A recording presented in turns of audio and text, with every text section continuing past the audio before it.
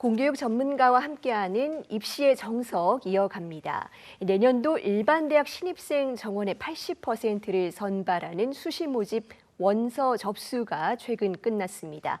이제 본격적으로 대입 일정에 들어가는 건데요. 이 전형별로 지원 결과에 어떤 특징이 있었는지 자세히 짚어보겠습니다. 경기 남양주 다산고등학교의 조만기 선생님과 함께합니다. 선생님 어서 오세요. 안녕하세요. 네, 오늘은 우선 이 수도권 대학 중심으로 살펴볼 텐데 이 원서 접수 결과 눈에 띄는 점이 있었을까요? 예, 전국 대학 기준으로 전체적으로 작년 대비 약 19만 건 정도가 더 지원이 증가했습니다. 3학년 재학생 수가 작년 대비 약 10,000명 정도가 늘었거든요. 6개 모두를 다 지원했다가 하더라도 6만 건이니까 작년 대비 굉장히 많은 졸업생들이 수시에 지원했다라고 볼 수가 있겠습니다.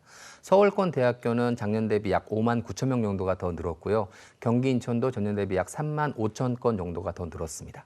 가천대학교, 성균관대학교, 중앙대, 한양대, 고려대 순서로 지원 인원이 많았고요. 지방 거점 국립대 중에서는 경북대학교가 전체 6위를 차지했었습니다. 특히 거점 국립대는 충북대, 부산대, 충남대 등 또 작년 대비 굉장히 지원 건수가 늘었고요. 특히 의대가 있는 대학교가 작년 대비 지원자 수가 많이 늘었다 볼 수 있겠습니다.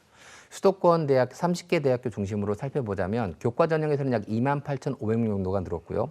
종합은 3,000명, 논술은 약 4만 5천 명 정도가 더 지원 건수가 늘었습니다. 특히 논술 전형 같은 경우는 아까 졸업생 수능 응시 증가가 바로 논술 전형으로 연결되었다라고 볼 수가 있겠고요. 학생부 교과 전형 같은 경우에는 수능 최저 기준을 충족했을 때 따른 낮은 합격선을 노리는 그런 어떤 지원이 늘었다라고 판단됩니다. 네, 전형별로 하나씩 살펴보겠습니다. 이 학생부 교과 전형의 경우에는 아무래도 수능 최저 학력 기준이 중요할 텐데 이 실제 접수에서 어떻게 나타났을까요? 수도권 대학교에서 살펴보면 수능 최저 기준이 있는 전형에서는 고려대, 동덕여대, 가천대, 경기대학교 정도만 지원 건수가 줄었고요. 나머지 대부분 대학들은 지원 건수가 늘었습니다. 특히 수능 최저 기준을 올해 신설한 연세대 같은 경우는 작년 대비 1,340명 정도가 늘어서 경쟁률은 2.5대 1 정도가 더 늘었고요. 한양대 같은 경우는 3,000명 이상 늘어서 경쟁률은 9대 1 이상 더 늘어나는 그러한 상황을 보였습니다. 세계합 7의 높은 수능 최저 기준을 요구하는 그런 상위권 대학교에서는 지원 인원과 경쟁률 모두 다 대폭 증가했습니다. 이러한 현상은 의대 중원으로 인해서 아무래도 소신 지원을 노리는 건수가 늘어났고 또 9월 모의고사가 영어가 작년 대비 좀 쉽게 나왔거든요. 네. 그래서 수능 최저 기준을 같이 능력을 통해서 충족할 수 있을 거야라고 기대하는 학생들이 늘어났기에 그렇게 늘어난 결과로 보여집니다. 또 수능 최저가 없는 전형에서도 소폭의 증가는 있었습니다. 건국대 같은 경우는 약 1,200명 정도가 더 늘었는데 선발 인원이 늘어나서 경쟁률은 약 0.45 정도 감소했고요. 명지대학교가 작년 대비 지원 건수, 경쟁률 모두 다 감소했는데 이는 작년에 최저 없는 전형에 몰리면서 합격선이 높게 형성되는 그런 상황으로 연결되었다라고 보여집니다. 가장 특징적인 부분들은 가천대학교가 올해 전형 방법에서 진로 선택 과목만 반영하는 방식으로 바꿨는데 그로 인해 전년 대비 약 4,000건 정도가 늘었고 경쟁도 2배 이상 뛰는 그러한 결과를 보였습니다.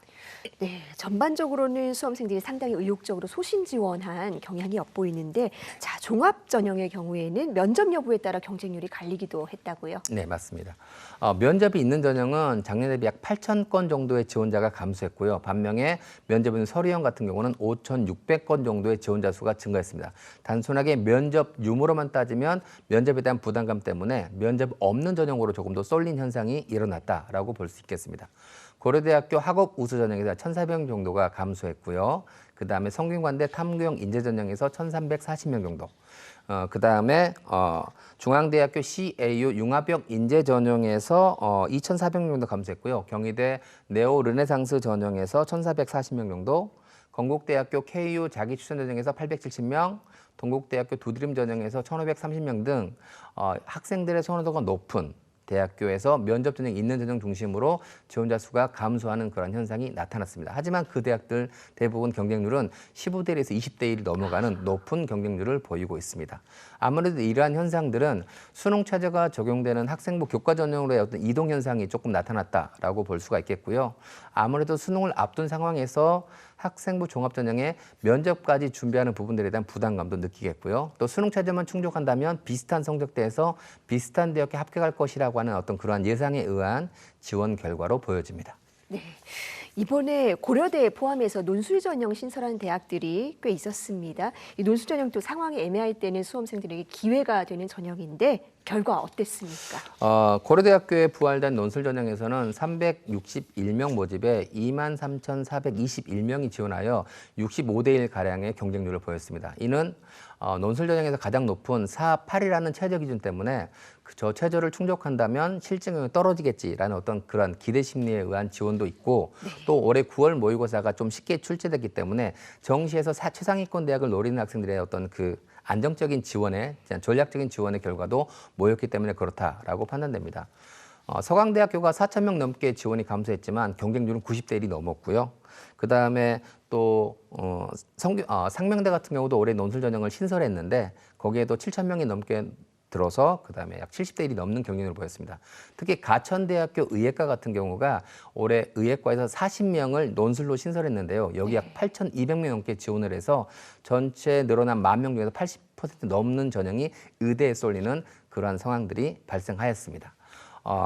그래서 성균관대학교고 한양대학교가 100대 1이 넘는 경쟁률을 보였고요. 그다음에 아주대, 서강대 등 약 11개 대학에서도 50대 1이 넘는 그러한 경쟁률을 보였습니다. 이러한 부분들은 수능 최저 기준이 있고 없음이 따르지 않고 학생 선호도가 높은 대학은 대부분 높은 경쟁률을 보였고요. 반면에 수능 이전의 논술을 실시하는 가톨릭대, 단국대, 성신여대, 홍익대 등에서 상대적으로 낮은 경쟁률을 보인 그런 특징도 보였습니다. 네.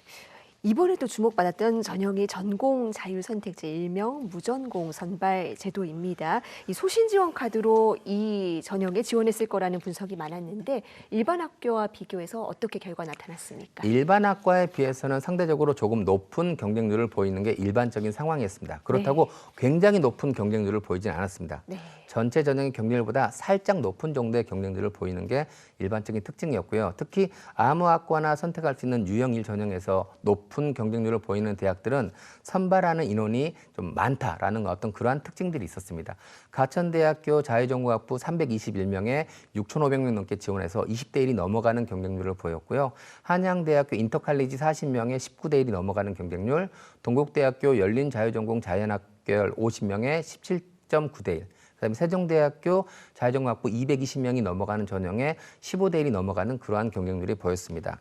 아무래도 인원이 크다 보니까 그 대학교를 안정 적정으로 놓고 상위권 대학교를 지원하는 어떤 그러한 전형과 지원과 함께 아무래도 지원 인원이 많다 보니까 충원 인원에 의해서 낮은 합격선까지 성적이 내려오겠지라는 소신 지원이 함께 몰리다 보니까 그러한 높은 경쟁률을 보였다라고 말씀드릴 수 있겠습니다.